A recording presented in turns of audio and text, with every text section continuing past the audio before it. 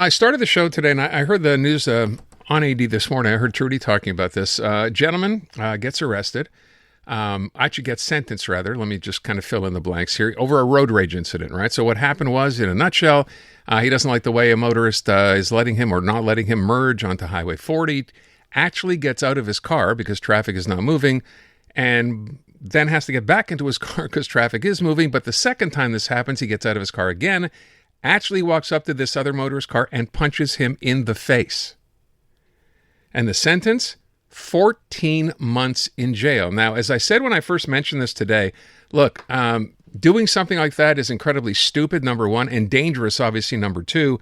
But then I thought to myself, boy, it seems to me, maybe I'm wrong, there are people who commit much worse crimes who don't even get close to 14 months in jail.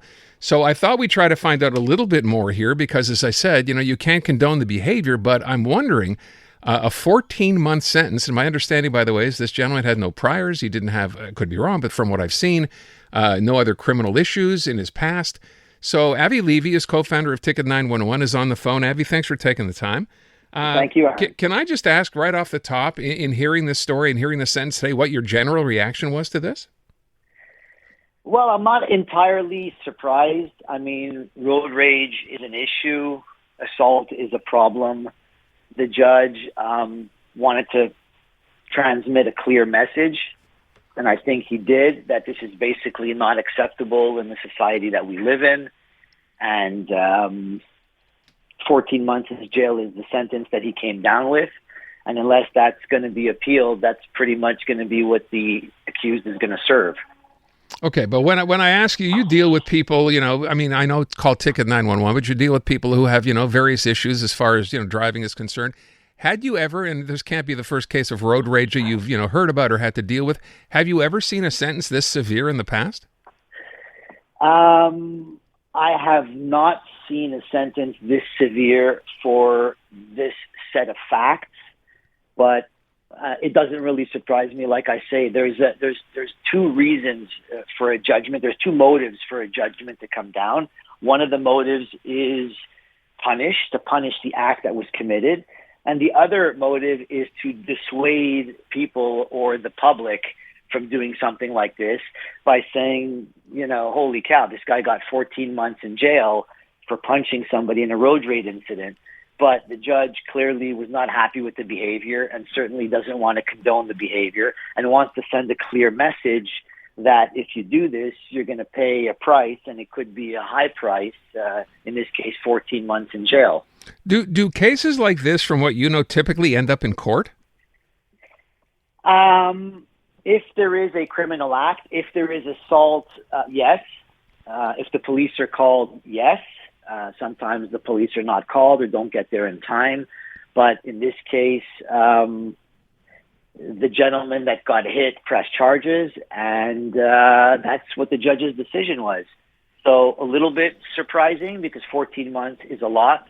And like you mentioned, if it was a fight on the street, I don't know that he would have gotten 14 months.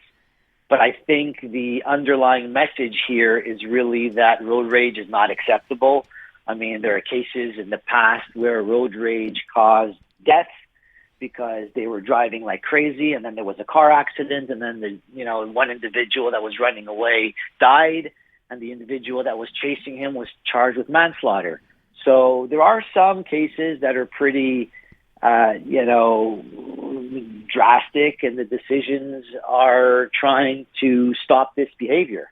Is the only explanation that I can come up with for 14 months in jail. By the way, I'm reading the judge's decision here, at least part of it. So the judge, Denny, and you may know this judge, by the way. He was involved in another case having to do with the language laws. But Judge Dennis Galiatsados, he said, violence can be neither a solution to this problem nor a way to express frustration, and then sentence him to 14 months in jail. Avi, I guess I would ask you, and I mentioned this off the top as well. I think we've all done, and I speak for myself, there are some things that I'm not really proud of sometimes when I'm driving, that I do, but it never escalates beyond just, looking at someone else and trying to understand why someone is driving, so badly, or what they're doing when they think they're driving, because sometimes they're staring at a screen, not paying attention. There's a lot of frustration involved. I get that. At what point, if you find yourself in a situation like that, outside of flipping someone the bird, You're not going to get in trouble for that. But what is it you want to know? Is the idea of just getting out of your car at all just a bad idea? I think that getting out of your car is not a good idea at all, because I think that's where the problems begin. And then it's a question of, nerves and stress and, reactions, and it usually goes downhill from there. So like you said, not a good idea to get out of the car. Sometimes flipping somebody the bird is not a good idea either. Some people don't take that very well.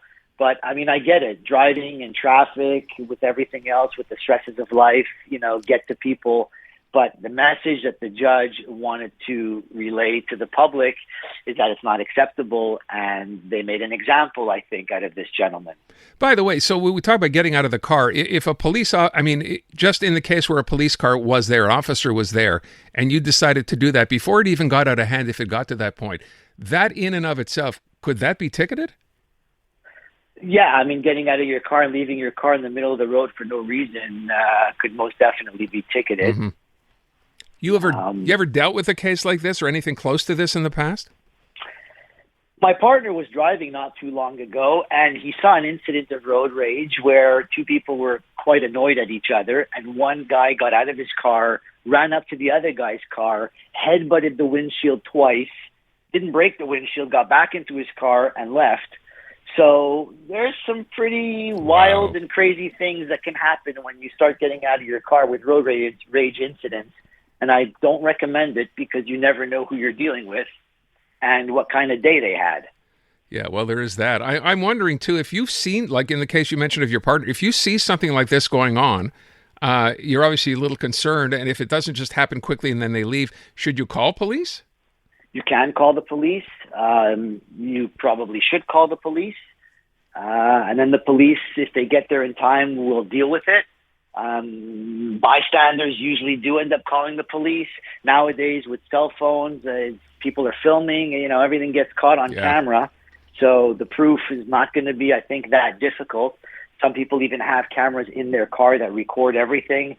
So that's why you're getting to see more and more of these road rage incidents and the footage behind it, because everything's getting recorded. Just as a final question, so you mentioned, so he's getting 14 months. You said he can appeal, or what's the next process here as far as you know? Well, they usually have 30 days in which to appeal the decision. And then if they don't, the decision stands. And if they do, well, the decision could be revised downwards or canceled, depending on what the grounds for the appeal are. Okay. But I think what we need to retain out of this is really the message, notwithstanding if there is an appeal or not.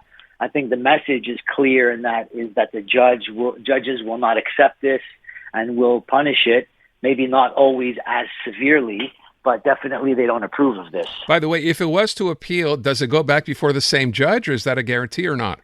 No, it would go back. It would go back in front of the same court, usually in front of a different judge. Okay. Well, we shall see. Avi, appreciate the time. Thanks so much. Always a pleasure. Thank Avi you. Levy over at Ticket 911. Again, gentlemen, in a road rage incident, 14 months is his sentence after walking up and punching another guy in the face because he didn't like how the other guy was driving. 14 months.